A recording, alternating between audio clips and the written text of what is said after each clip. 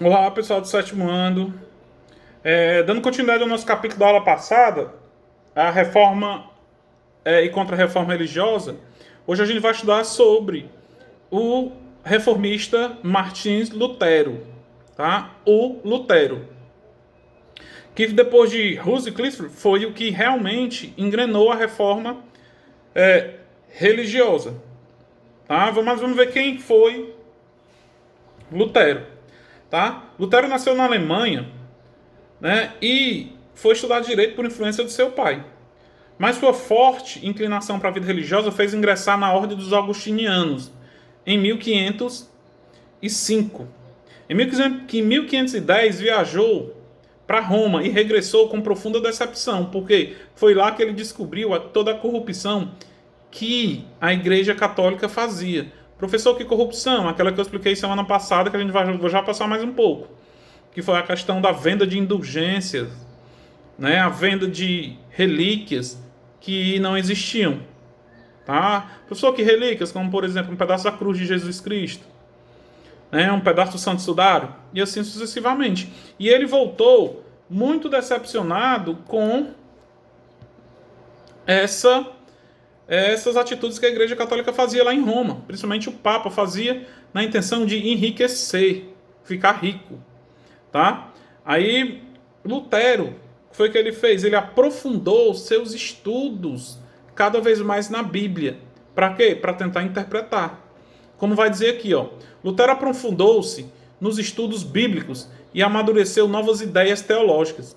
Encontrou uma frase que considerou muito importante nas epistolas de São Paulo. Que frase foi essa?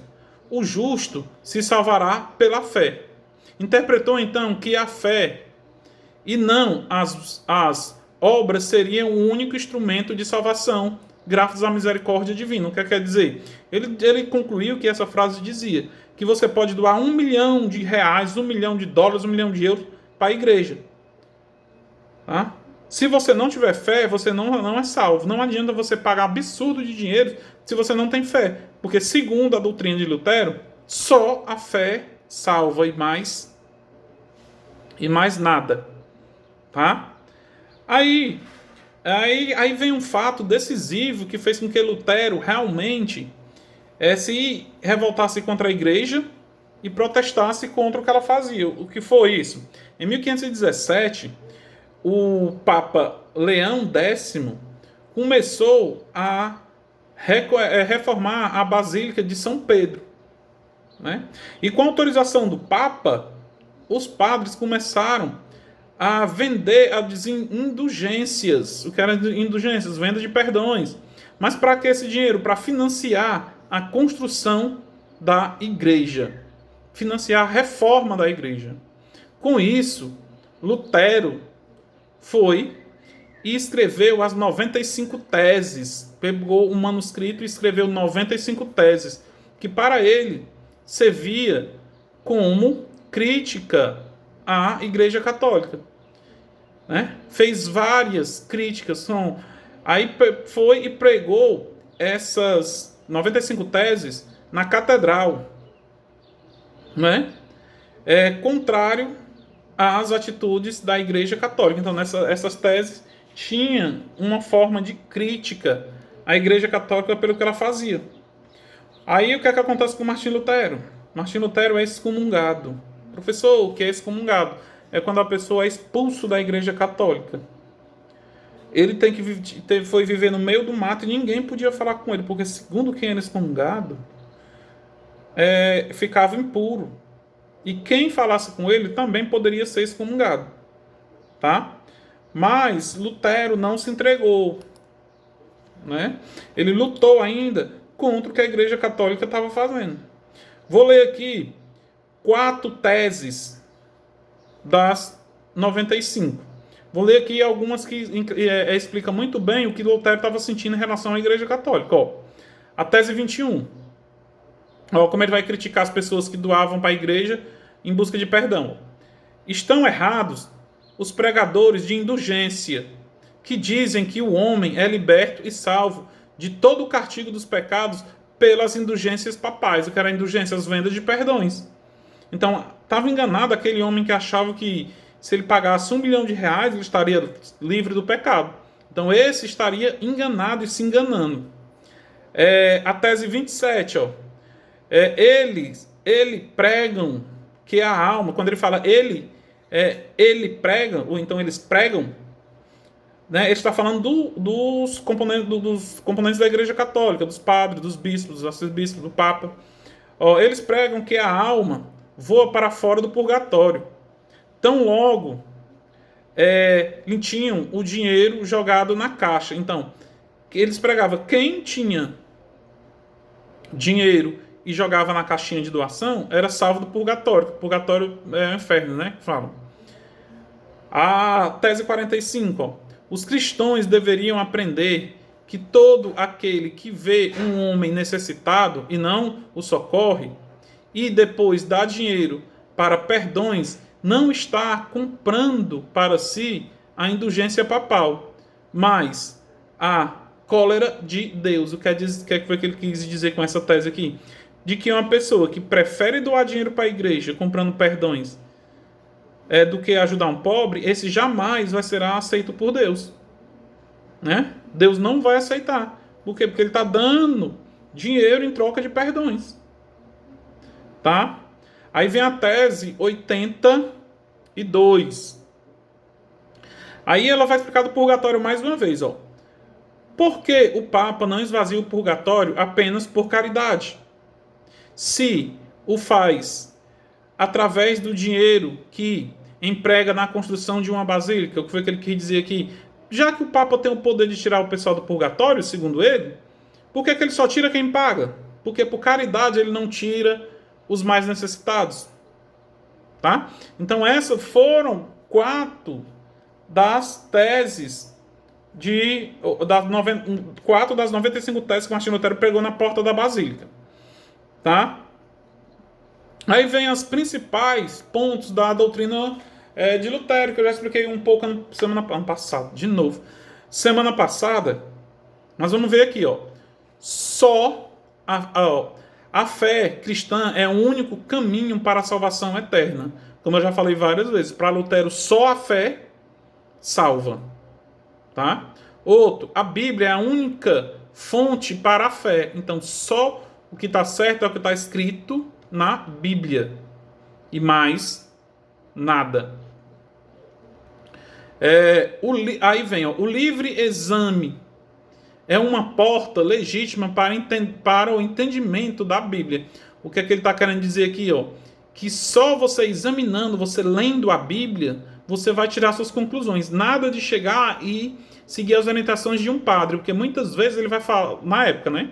Muitas vezes eles falariam que não estava na Bíblia. Professor, mas a Bíblia era em latim, mas eu expliquei semana passada. Lutero, ele traduziu a Bíblia do latim para o alemão. E todas as pessoas puderam ter acesso à leitura da Bíblia.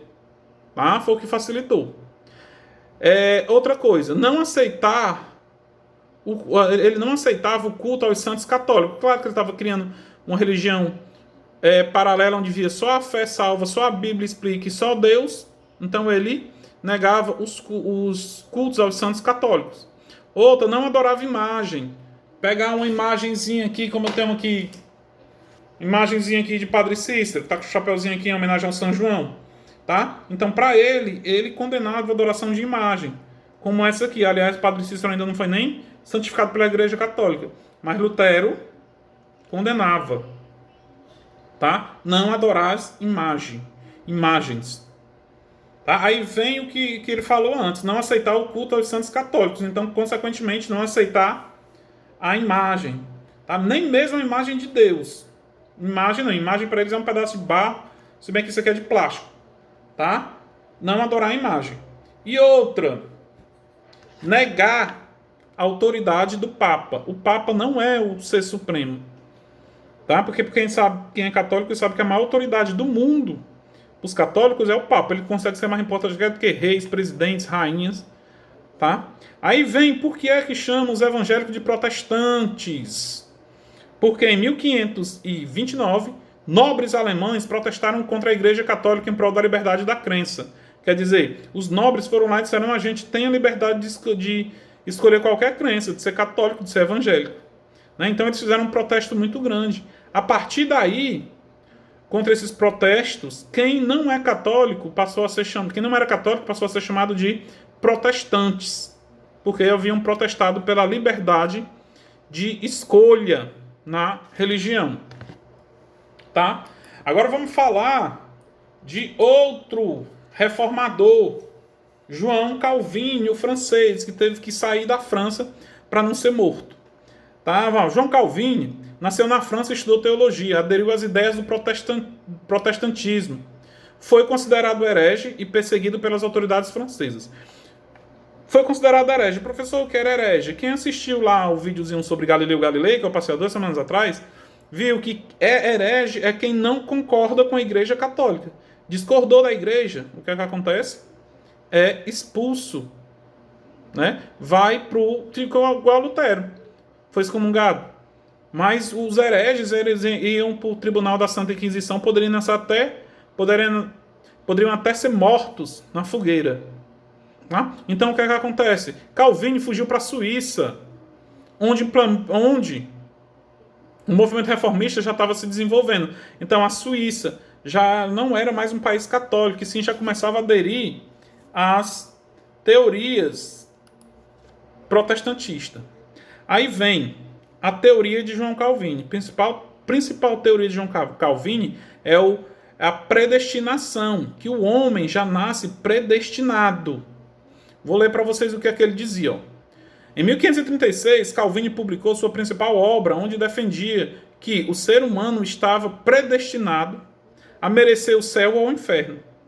Ou seja, algumas pessoas haviam sido eleitas por Deus para serem salvos, enquanto outros seriam condenados à maldição eterna. Pessoal, o que é isso? A predestinação é aquela coisa, você já nasce para ser aquilo.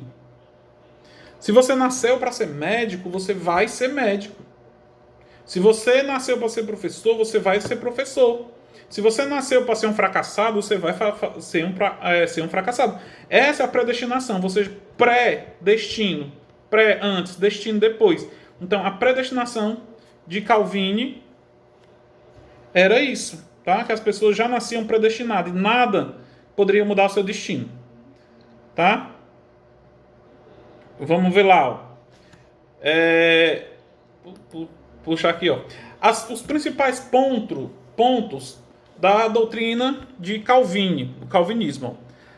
A salvação eterna é predestinada por Deus. Então, para ele, a pessoa já nascia. Assim que nascia, já vinha com predestinação. Ou vai ser salva, ou vai morrer. Né? Ou, quando morrer, ou vai para o purgatório, para o inferno. Pregava o estímulo ao trabalho e a legitimidade do lucro, condenando o desperdício. Lembram que semana passada eu expliquei que a Igreja Católica era contra o lucro? Que as pessoas, tanto que os burgueses ficaram contra a Igreja? Calvino não, dizia que o homem ele tinha que trabalhar para exercer uma função. Tá, ó. A prosperidade econômica é um sinal da salvação. Então, se você trabalha, você teria a salvação. Você já viu uma frase que diz que o trabalho dignifica o homem? É uma teoria calvinista. Tá? Outra teoria de Calvino condenava jogos, culto às imagens de santos, as danças e usos de roupas luxuosas. Aí a gente pega, se vocês já devem ter visto, aqueles evangélicos que são bem, assim, bem evangélicos mesmo, aqueles bem, como é que eu posso dizer, bem conservadores. Né? A minha família é assim, por exemplo, a família lá que meus tios são evangélicos. Não pode cortar cabelo, não pode ter televisão na casa, não pode usar roupas luxuosas, não pode dançar. É aquela Assembleia de Deus bem evangélica mesmo. Essas teorias de Calvino. Tá? Vamos lá. Ó. Segundo Calvino, as obras não interferem na salvação eterna, sendo uma vontade divina. Então, como eu já falei, a predestinação. Suas obras... Por exemplo, se você nasceu para ir para o céu, você não pode fazer nada por ninguém que você vai para o céu. Se você nasceu para ir para o inferno, você pode ajudar quem for que você vai. Não podendo interferir nessa vontade, cada pessoa deveria viver de acordo com com as suas possibilidades. Embora o luxo fosse condenado, a acumulação de riquezas e o lucro não eram imorais. Fez muito sucesso com a burguesia. Então, era o que a burguesia estava esperando. Uma doutrina que não condenava os lucros, né? Não condenava o trabalho, se encaixou bem na doutrina de Calvin. Tá? Próxima aula, para encerrar, a gente vai estudar a reforma na Inglaterra de Henrique VIII. Tá? Até a nossa próxima aula. Vou deixar a atividadezinha lá do livro. Tá bom? E qualquer dúvida me chame pelo WhatsApp.